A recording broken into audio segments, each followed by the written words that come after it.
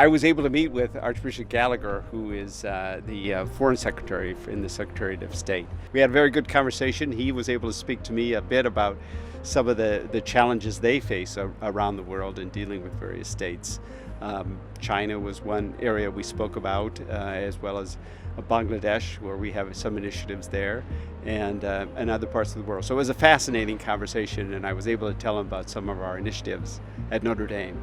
The prefect of the Vatican Library is Archbishop Brugues, who has made a visit to Notre Dame, several visits actually, and was very interested in collaboration. We spoke about the ways in which our scholars could use the resources, the wonderful resources of the Vatican Library for their work.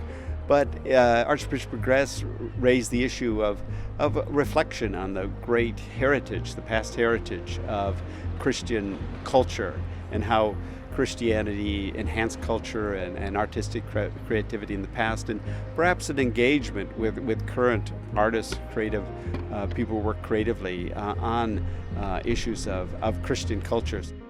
We met Vincent Farrell, who's a great friend of Notre Dame and been involved in Notre for many years. He works in ecumenism at the Vatican, so intimately involved over many years with ecumenical dialogue. I was able to tell him about our wonderful visit from Reverend Martin Junga, the leader, the head of the Lutheran World Federation, and we had an interesting conversation about possibilities for further work there. I was able to tell him about our current work at Tantour and at Notre Dame on ecumenism, on conversations between the various Christian denominations. And he had a wonderful reflection on what he called the purification of memory. Tantour has that mission to reconcile and to bring peace.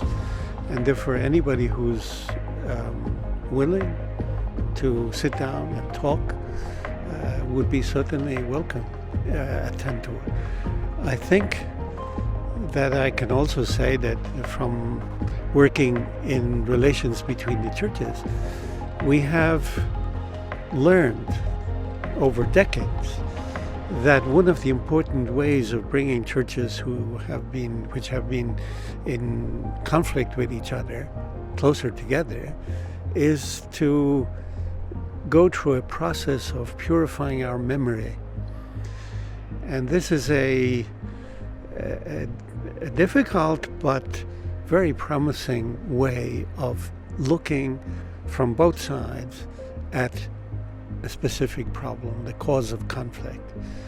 And I think this method would be certainly useful in discussions on the situation in Palestine, Israel, and also in the rest of the Middle East, just as it has been in our relations with some of the other churches. I also had a meeting with Cardinal Vasaldi in the Office for Catholic Education. And, you know, when you think of it, around the world, literally around the world, Asia, Africa, Latin America, U.S., Europe, there's a sort of network of Catholic schools, grade schools, secondary schools, universities, and we talked about that. One of the very interesting things he said is that others are coming to his office to understand what they can learn about humanistic education. In Europe, even secular schools are coming to because they see the need for education that builds humanistic values, that builds community. Even had a visit for Muslims from Iraq to talk about their educational system.